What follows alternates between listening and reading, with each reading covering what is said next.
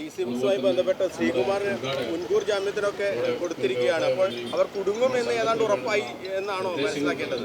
അല്ല, മുൻകൂർ ജാമ്യത്തിന് അത് കോടതിയുടെ നിയമപരമായ കാര്യങ്ങളാണ്. അത് കോടതി പരിശോധിക്കട്ടെ. എന്തായാലും DC ബുക്സ് കുടുങ്ങാൻ പോവുകയാണ്.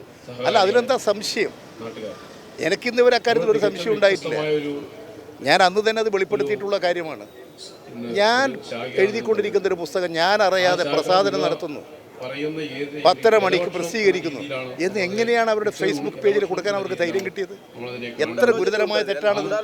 അത് പൂർണ്ണമായും ആ ദിവസം തന്നെ തിരഞ്ഞെടുത്ത് ഇത്തരമൊരു വാർത്ത രാവിലെ തന്നെ സൃഷ്ടിച്ച് ഇവിടെ വ്യക്തിഹത്യ നടത്താനുള്ള ആസൂത്രിതമായ നീക്കമാണ് ഇത്. ഇപ്പോഴല്ല, കഴിഞ്ഞ പാർലമെന്റ് തെരഞ്ഞെടുപ്പ് ദിവസവും പാർലമെന്റ് തെരഞ്ഞെടുപ്പിന്റെ ദിവസവും ഇതേ സംഭവം ഉണ്ടായില്ലേ? 1.5 കൊല്ലം മുമ്പ് എന്നെ വന്ന് കണ്ടതാണ്.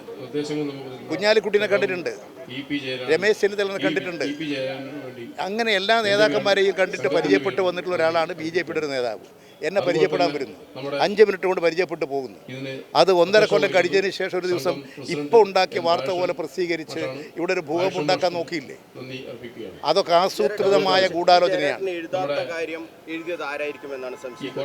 പോലീസ് അന്വേഷിക്കുന്നുണ്ട്. അവരുടെ എനിക്ക് തോന്നുന്ന അന്വേഷണത്തിന്റെ റിപ്പോർട്ട് അത് വരും. അത് വരും. എൻ്റെ അടുത്ത് രണ്ടാമത് എടുക്കേണ്ടതില്ല. ഞാൻ കൊടുത്ത പരാതിയിൽ എല്ലാ കാര്യങ്ങളും പറഞ്ഞിട്ടുണ്ട്.